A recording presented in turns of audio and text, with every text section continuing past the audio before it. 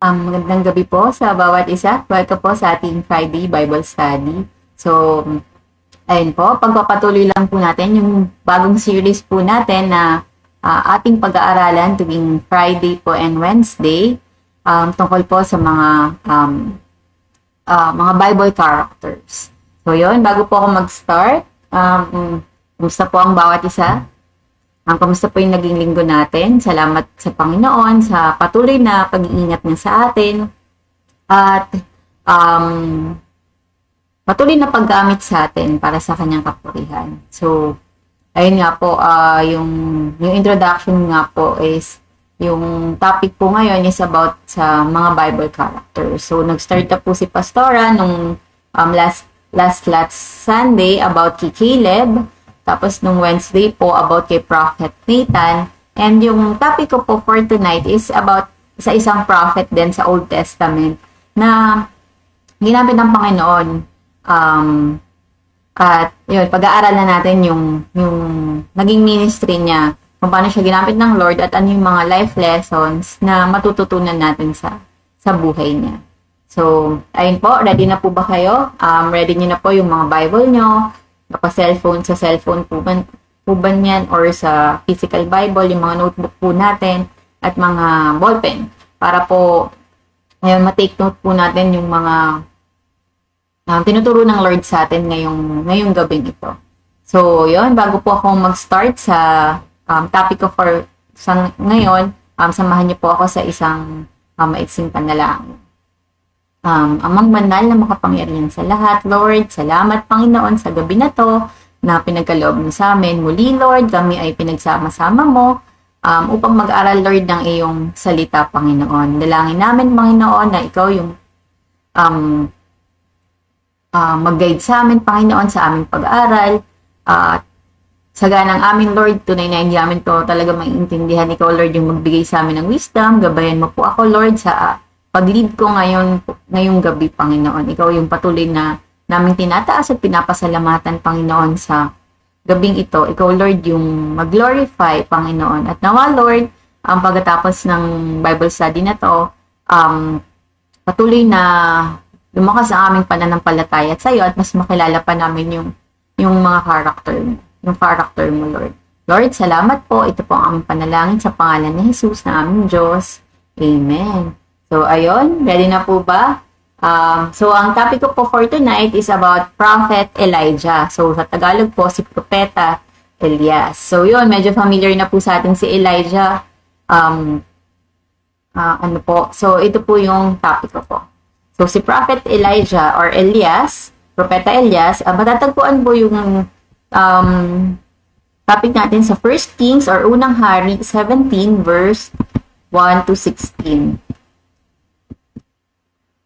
So, ayan. So, bago po ako mag-start, pakilala ko po muna si Prophet Elijah, no? Ang meaning daw po ng Elijah na pangalan is Yahweh is my God or the Lord is my God. So, yun yung ibig sabihin ng Prophet Elijah. Ayan ang meaning ng name na Elijah. So, bago po ako proceed dun sa kwento niya, tingnan po muna natin yung kalagayan ng Israel sa pamumuno ni King Ahab. So, kings po yung namumuno nung time na yon. Ito po yung sa background of the story. Kings. Tapos, yun nga, nung time na yun si King Ahab yung king. And, katulad ng tinuro ni Pastor last time, katulad ni Prophet Nathan, yung mga prophet ay ginagamit ng Lord bilang mensahero niya. So, pag meron siyang message para sa mga hari or sa certain tao na gagamitin niya, kunwari kila King David, mga ganun, gumagamit siya ng mga prophet. So, ayun, basahin po natin yung background ng story. So, ito po yung background ng story sa pamumuno ni King Ahab. Sa Unang Hari 16 verse 30-32 po ito matatagpuan. Ang salin po ay yung ang salita ng Diyos. So, masama ang ginawa niya sa paningin ng Panginoon, si King Ahab. Higit pa sa ginawa ng mga haring nauna sa kanya. Kulang pa sa kanya ang pagsunod sa mga kasalanang ginawa ni Jeroboam. Kinuha pa niyang maging asawa si Jezebel na anak ni Haring et Baal ng mga Sidoneo. At mula noon, naglingkod siya at sumamba sa mga Diyos-Diyosang si Baal. Nagpatayo siya ng templo at altar para kay Baal doon sa Samaria. So, ito po yung background ng story. So, may mga kings na po at sa pamumuno ni King Ahab sa northern part, yung sa Israel, ayun, yun yung ginawa niya, diba? Yung mga ginawa niya daw is mas masama pa kaysa dun sa mga previous kings. Kasi, instead of worshiping the true and living God, yung ginawa niya is, yun, nagsumamba siya sa mga Diyos-Diyosan, at si Diyos-Diyosan si Baal, at ginawa niya pa ng temple, and mga image, rebulto, ganon. So, syempre, yun yung isang, no, sa Old Testament makikita natin na talagang kinakagalit ng Lord. Kumbaga yun nga masama sa paningin ng Lord yung gano'n na merong ibang Diyos-Diyosan. So, ito na yung scene kung saan si Elijah ay makikita po natin.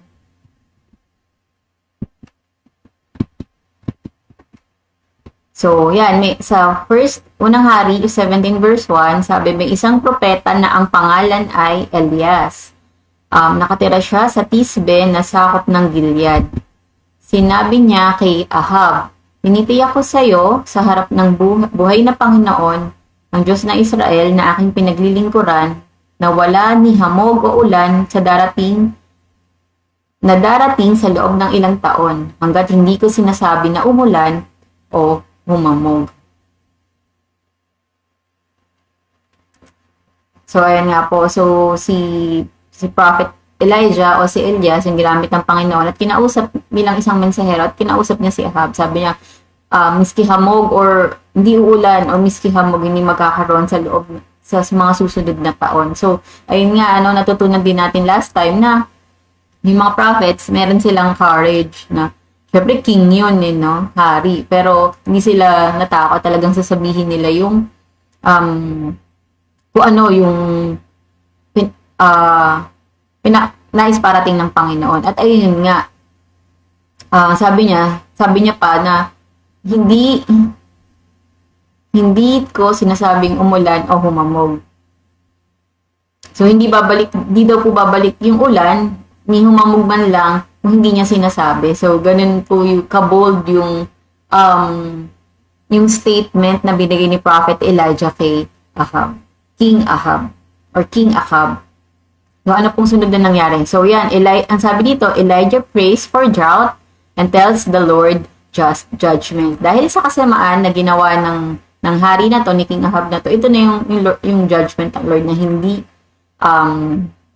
hindi uulan ni hamog sa pamamagitan ng panalangin ni Prophet Elijah. So, si Elijah yung nag-pray na wag for drought. Siyempre, kapag po walang ulan, talagang magkakaroon po ng matinding tagtuyot. Sunod-sunod na po yan, pati taggutom, So, malaki yung magiging impact. And hindi lang po araw yung pinag-uusapan dito, kundi darating ng mga taon, talagang ilang taon po.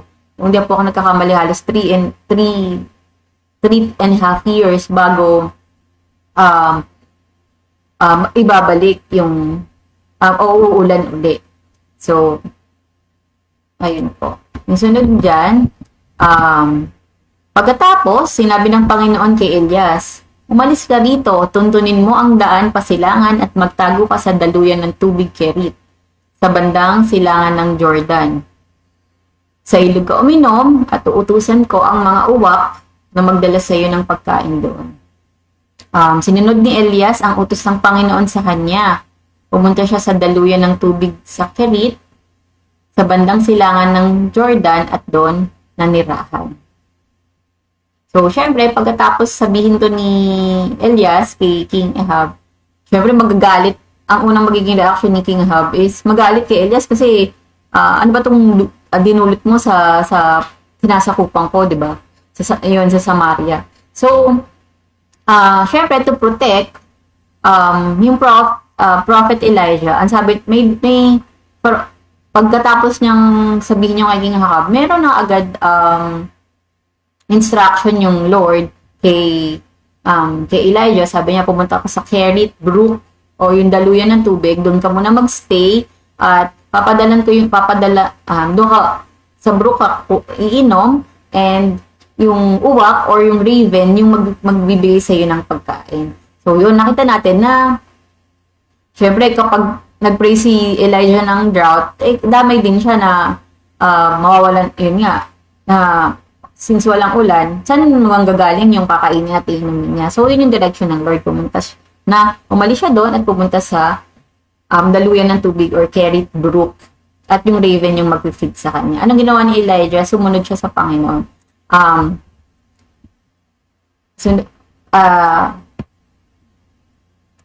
Yun din, yung isang reason din kung bakit pinadala siya doon ng Panginoon, syempre para proteksyonan siya against kay King Ahab. Yung sunod po na nangyari, ayan, ninadalhan siya ng mga uwak ng tinapay at karne tuwing umaga at gabi, at sa ilog siya umiinom. So God provides for Elijah through a raven. Imagine niyo po kung, yun nga, nag-pray si Elijah for a drought, sinunod niya yung Panginoon, and God provided for his needs. So, in a way na medyo kakaiba po, no? So, yun nga, pumunta ka dun sa brook, dun ka, iinom. Tapos, imagine niyo, magpo-provide po sa kanya isang ibon or raven, sa umaga at sa gabi, dadalan siya ng pagkain. So, yun nga, makikita natin dito na sa pagsunod ni Prophet Elijah sa Panginoon, provide ng Panginoon yung kanyang kanyang pagkain, yung kanyang pangangailangan. Sunod po. Ayan, kinalaunan natuyo ang ilog dahil hindi na umuulan. Unang Hari 17 verse 7. So yun, since matagal na yun nga, taon po yung pinag-uusapan natin dito na hindi uulan, dumating yung point na syempre yung brook or yung daluyan ng tubig natuyo. So, paano yun? Saan kukuha na si Elijah ng water? Para, syempre diba? Para sa sarili niya. So, nung point na yun, makikita natin na pwede nang pag-pray uli ni Elijah kasi diba? Napaka-powerful ang prayer ni Elijah. Nag-pray lang siya na wag umulan. Talagang hinangyari. Dininig ng Panginoon yun, hindi umulan. Ganun ka-strong yung prayer niya. So, kung titingnan natin kung nasa kalagayan ni Elijah, nakikita niya na nag-dry na natuyo na yung brook, yung Kerit Brook. Pwede niya na pag-pray na, sige Lord, pag-pray ko na po na pwede nang umulan. Pero hindi kasi si Elijah focused siya. Kumbaga, focus siya doon sa purpose kung bakit nagkaroon ng hindi pag-ulan. Kasi kung titingnan po natin, si Baal, yung Diyos-Diyosan ng mga na sinasamba nila King Ahab, kumbaga po, daw yun Diyos ng parang sa weather. Sa weather. So, matitest doon na kung talagang ang Diyos nyo ay tunay na Diyos, kailangan tingnan natin kung kaya niyang magpaulan. So, ang pinaka-purpose po talaga kung bakit ayun nga, nag-pray si Elijah para syempre, bumalik yung mga tao, yung mga Israelites, sa pagsamba sa ating tunay na Diyos. So, yun po yung purpose. So, instead na isipin niya yung sarili niya na, wala na akong ng pag-pray ko na nga na umulan na ulit. Ayun. Nagtiwala pa rin si Elijah sa ating Panginoon na hindi ako papabayaan ng Panginoon sa mission na ito. Kasi dito niya ako dinala. Sige po, tingnan natin yung sunod na nangyari kung paano magpo-provide yung Lord kay Elijah. So, ito na po yung next instruction ng Lord kay Elijah sa unang Hari 17:9-10 na po. Sabi niya, pumunta ka sa Zarephath, sa Sidon, at doon ka manirahan. May isang byuda roon na inutusan kong magpapakain sa iyo. Kaya pumunta si Elias sa Zarephath. Pagdating niya sa pintuan ng bayan, may nakita siyang byuda na nangangahoy. Sinabi niya sa babae, pakiusap, dalhan mo ako ng kaunting tubig na maiinom. So, ito na po yung next provision ng Lord for Elijah na nagpapakita na hindi talaga pinabayaan ng Panginoon si Elijah. At si Elijah naman, sa kabilang banda, ay nagtiwala. Kumbaga, malaki yung faith kay Lord na ipoprovide. So, anong next instruction ng Lord? So, from Kerith Brook, punta ka sa Zarephath. So, kung titingnan po natin, yung story na to, ito po ay isang Gentile city. Kumbaga, ibang, lugar ng mga hintil, parang unusual na lugar. Tapos pumunta ka doon, may isang byuda doon na magpapakain sa'yo. So, kung titingnan po natin, byuda, nung sa Old Testament, pag ganun po yung, di ba, pag mga byuda, kumbaga, hindi naman, kung makikita nga po natin dito, na tong widow na to, yung byuda na to, is mahirap lang din. Kasi, nangangahoy lang siya. Tapos sa mga susunod na mga verses, makikita natin na talagang, kung sa titingnan natin yung kalagayan ng widow, hindi enough yung resources niya or yung food niya para ma-feed or magpakain pa ng isa pa na si Propeta Elijah. Pero ito yung pinili ng Panginoon. So, God provided for Elijah through a widow. Sa pamamagitan ng isang byuda. So, ano pong sunod nangyari, makikita po natin dito. So, nung paalis na ang byuda para kumuha ng tubig, sinabi pa sa kanya ni Elias, "Pakiusap, dalhan mo rin ako ng tinapay." Sinabi ng byuda, "Nagsasabi po ako ng totoo sa harap ng buhay na Panginoon na inyong Diyos, na wala akong tinapay. Ang natitira na lang ay isang dakot na harina sa mangkok at kaunting langis sa banga. Nangunguha nga po ako ng ilang pirasong kahoy dito para dalhin sa bahay at lutuin ang natitirang harina para sa akin at sa anak ko. At kapag naubos na namin ito, mamamatay na kami sa gutom." So, yun yung statement po ng widow, no? So, parang kunwari kung ikaw po si Elijah, may papaisip ka na, Lord, bakit dito mo ako dinala sa isang byuda or widow? Tapos, kung titingnan yung kalagayan, mahirap din po yung kalagayan ng widow. At meron pa po siyang isang anak. At anong sabi ng widow? Sa harap ng inyong Diyos. Kasi syempre, yun nga, dahil yung babae na to, makikita natin na iba rin po yung Diyos niya. So, pero in due respect sa God ni Elijah, God of Israel, sinabi niya na dito, sabi niya po, sa harap ng buhay na Panginoon na inyong Diyos, sabi niya na wala na akong tinapay. Sabi niya, yun nga po na harina na meron ako at yung kaunting oil na meron din ako, pag niluto ko yun, baka yun na po yung parang yun nga, huling kain na namin at kami mamamatay na ng anak ko. So, ganun yung kalagayan. So, parang si Elijah, kung tayo po yung nandun sa kalagayan, paano kaya mapoprovide, di ba, ng Lord yung pagkain ko sa mga susunod na araw sa pamamagitan ng widow na to. Pero hindi, makikita po natin dito na si Elijah, yun nga, meron siyang faith na kahit tila yung pangyayari o yung sitwasyon ay imposible, nagtitiwala siya sa Panginoon na gagawa ng miracle yung Panginoon. So, ano pong sabi ni Elijah dun sa byuda? So, in-encourage niya po yung widow. Sabi ni Elias sa kanya, "Huwag kang mag-alala, umuwi ka at gawin ang sinabi mo. Pero ipagluto mo muna ako ng maliit na tinapay mula sa natirang harina at dalhin mo agad ito sa akin. Pagkatapos, magluto ka rin para sa iyo at sa anak mo. Sapagkat ito ang sinasabi ng Panginoon, ang Diyos ng Israel. Hindi maubusan ng harina ang iyong mangkok at hindi maubusan ng langis ang iyong banga hanggang sa araw na pagdalhan ko ng ulan ang lupa." So, instead na si Elijah parang, ano ba to? Parang anong sitwasyon na, parang gano'n. Siya pa yung nagbigay ng encouragement sa widow na huwag kang mag-alala, don't be afraid. Si Lord, ang Diyos ng Israel, ang bahala sa iyo at sa anak mo.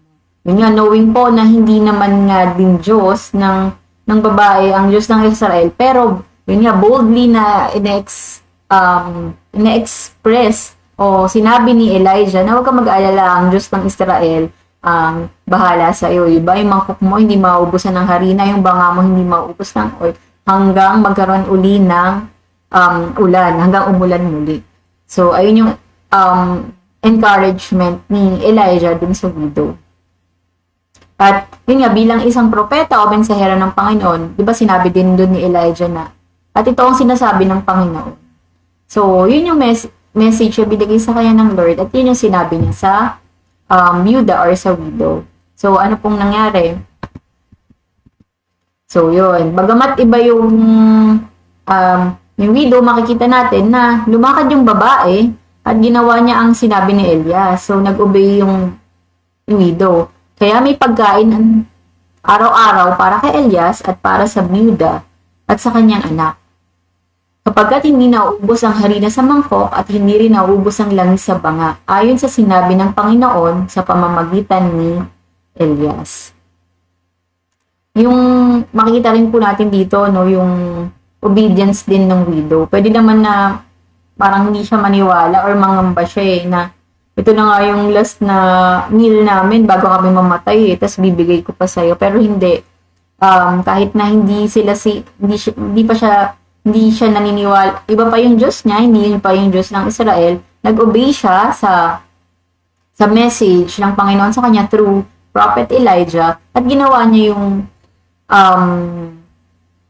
sinabi ni Elijah na dapat niyang gawin. At ano po yung naging blessing after nun, di ba po? Ayun, there is enough food, merong enough na harina at oil para sa kanya, kay Elijah, at sa kanyang anak, hanggang umulan muli. So, yun nga, yung promise ng Panginoon ay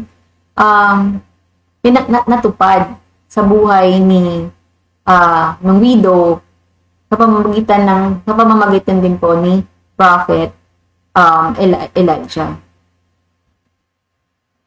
Ayan, ayon sa sinabi ng Panginoon sa pamamagitan ni Elias. So, ano po yung, what can we learn from the life of Prophet Elijah? So, ito na po yung mga main points natin sa Bible study po natin ngayon. So, ano nga po yung mga makikita natin or matututunan natin sa buhay ni Prophet Elijah?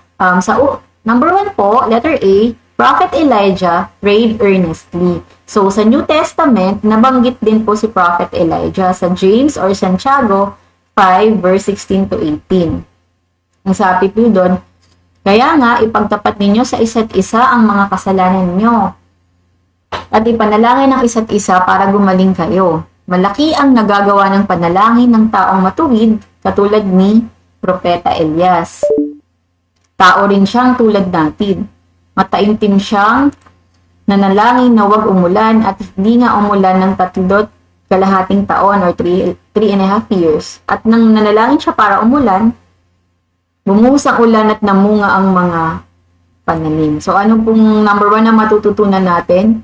Si Prophet Elijah prayed earnestly or mataimtim na nanalangin. Ganun na lang yung ka-strong yung prayer ni Prophet Elijah. At sabi sa James, si Prophet Elijah ay katulad din nating tao.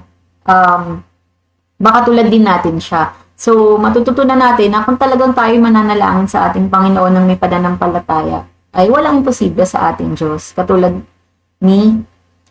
sa panalangin ni Prophet Elijah. Nung nag-pray siya na pag umulan, hindi umulan. Tapos nung nag-pray siya after 3.5 years na umulan na, ayan, umulan na nga po. So, the prayer of a righteous is powerful. So, pag may mga kailangan may mga kapatid na lumalapit sa atin, may mga tao na lumalapit sa atin na wala pang pananampalataya kay Jesus, pwede natin silang ipanalangin. At dahil tayo ay nananampalataya sa Diyos na buhay, sa Diyos ni Elijah, sa Diyos ng Israel. So, ayun po. Number 1, Prophet Elijah, pray earnestly. So, number 2, or letter B, Prophet Elijah followed in faith. So, ang makikita natin po dun sa kwento, si Elijah, God led him by faith. One step at a time, and Elijah followed in faith. He obeyed God's direction from Kerit Brook to the Zarephath in Sidon, a Gentile city. So, makikita naman po natin yung pananampalataya ni Prophet Elijah. Prophet Elijah followed in faith. Sabi ng Lord, from nung kausap niya si Ahab, punta ka sa Kerit. Tapos nung nag-dry na yung Kerit, punta ka sa Sidon, sa isang city.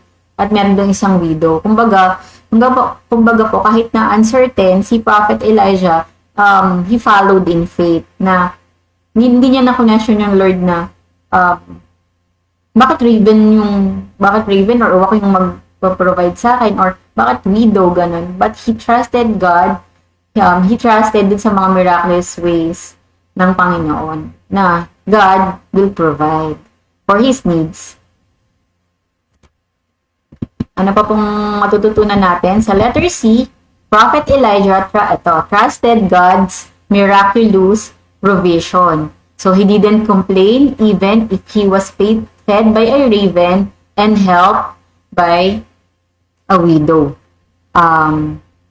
Yung provision ng Panginoon kay Elijah ay, kumbaga, unusual po, di ba? Ibon, tas widow, parang, yun yung kakaiba. Pero makikita natin na provide ng Panginoon yung mga pangangailangan ni Elijah at nagkaroon siya ng food, 'di ba? Naging enough yung food para sa kanya at hindi lang para sa kanya pati dun sa widow at sa anak niya. So si Elijah ay nagtiwala sa ways ng ating Panginoon. So last po, letter D, bali 4 po ito, yung what can we learn from the life of Prophet Elijah. So, Prophet Elijah asked the widow to put her trust to our living God. Sabi sa first key, sa bandang dulo po ng kwentong to, agad na sinabi ng babae kay Elias, ngayon, napatunayan kong lingkod nga kayo ng Diyos at totoong nagsasalita ang Panginoon sa pamamagitan ninyo. So, ang ganda po nung naging ending ng, kumbaga yung kay Prophet Elijah sa widow, no? Si Elijah, niled niya yung widow na magtiwala. Kumbaga, dun pa rin yung leading, dun pa rin po yung purpose na iled yung widow sa ating Panginoon, na magtiwala ka sa God of Israel. Kasi di ba nga po, nung mga time na yun din talaga, maraming mga Diyos-Diyosan, yung mga tao sumasamba, yun nga, katulad ng kay King Ahab, sila ay sumasamba kay Baal. So, ang pinaka-purpose po talaga ng ministry ni Elijah ng time na ito is i-lead back or ibalik yung mga tao sa pananampalataya sa tunay na Diyos. Kaya po naganap yung yun yung naging panalangin niya na magkaroon ng drought, ng wag umulan, para ipakita sa kanila na tanging ang Diyos na buhay or ang Diyos ng Israel lang ang kayang magpabalik nito at hindi ang mga Diyos-Diyosan. Yun po yung talagang pinaka-purpose ng story na to dito po sa buhay ni Prophet Elijah. So he led the widow to trust God. So tayo po bilang mga Kristiyano, yun din po ang isa sa mga purpose or ang ating mission sa buhay natin, i-lead yung mga tao, yung mga lost souls po, yung mga wala pang faith kay Jesus, i-lead kay Jesus. So, kumbaga po, tayo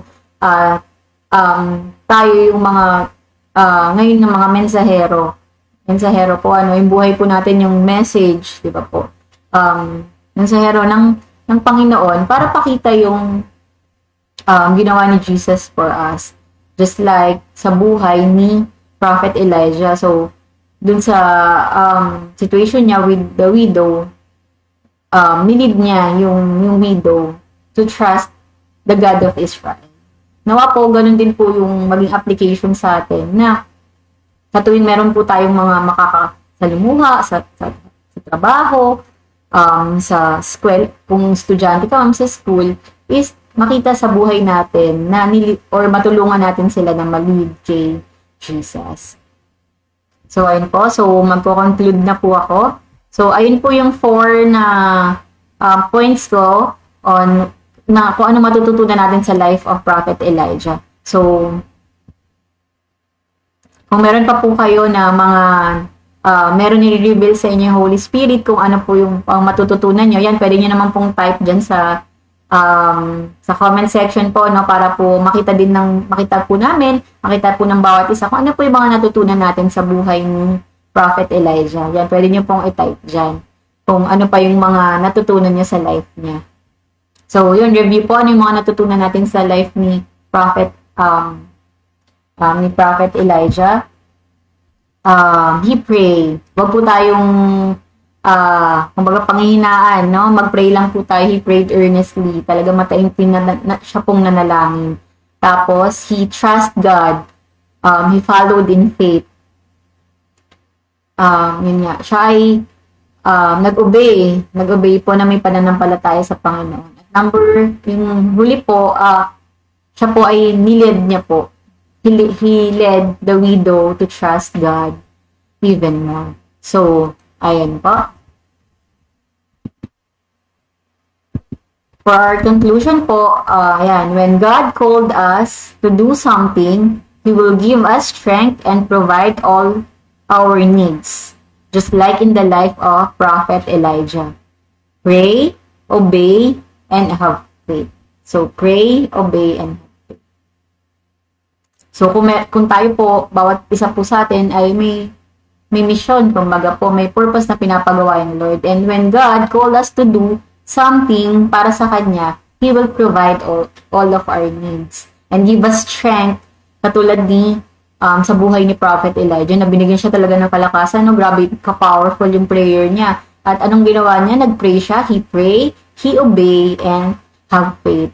Siya ay may faith. So, katulad din po sa atin, ang application sa atin, let's pray, let's obey God, and let's have faith in Him. Na tutulungan niya na tayo na ma-accomplish yung pinapagawa. So, ayun po. Ayun na naman po yung isang Bible characters na pinag-aralan natin for tonight, si Prophet Elijah. Dalangin ko na na-inspire po tayo at na-encourage po sa buhay niya. So, sa mga susunod po na mga sa mga susunod na Bible study sa Wednesday and Friday, yung iba pong natin mga Bible teachers, ituturo din po nila yung iba pang mga Bible characters sa Bible. So, marami po ito. Maging excited po tayo na matutunan yung mga ginamit ng Panginoon sa Old Testament and New Testament. At alam ko na talagang maraming ituturo sa atin. So, ayun po, salamat po. Sabahan niyo po ako sa aking pangwakas na panalangin. Lord, salamat po. Salamat po sa gabi ito na sinamahan mo kami, yung presensya mo ay naranasan namin. Salamat, Lord, sa isang sa lesson na tinuro mo sa amin ngayon sa buhay ni Prophet Elijah. Tunay, Lord, na dalangin namin na bigyan mo kami ng strength, Panginoon, na nanggagaling sa iyo, katulad ng strength na binigay mo po kay Prophet Elijah noon, Panginoon. Tulungan mo kami na mas lalo pang tumaas ang aming pananampalataya, Panginoon, sa iyo, at kung ano man yung mga prayers na meron kami, Lord, panghawakan po namin, at manalig kami, Panginoon, na ito po ay mapangyayari ayon po sa inyong kalooban, Panginoon, na tunay na yung panalangin ng mga nagtitiwala sa iyo, Lord, ay diringgin mo, Panginoon, kung ito po ay naaayon, Lord, sa will mo, Panginoon. Kaya, bigyan mo po kami ng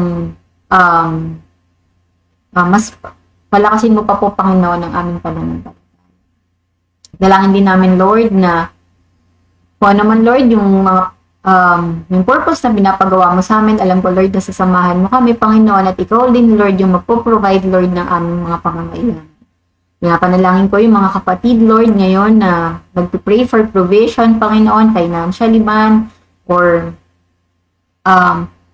may mga prayer po sila na matagal na nilang pinapanalangin, alam ko, Lord, na ikaw yung aming Diyos na, at ang lahat ng ito, Panginoon, ay sa'yo, Panginoon, at walang imposible sa'yo, Panginoon. Alam namin na ikaw yung magpo-provide, Lord, ng lahat ng aming mga pangangailangan, Panginoon. Kaya, tulad nga ng sabi mo, Panginoon, do not worry, kami ay huwag mag-alala dahil you are the God who provides. Katulad kung paanong provide mo yung food ni Elijah, Panginoon, pamamagitan ng raven at ng widow, Panginoon. Alam ko na miraculously, Panginoon, ipoprovide mo yung mga pangangailangan namin sa mga paraang hindi din namin, Lord, naiisip, Panginoon. Alam ko na tutulungan mo kami, Panginoon.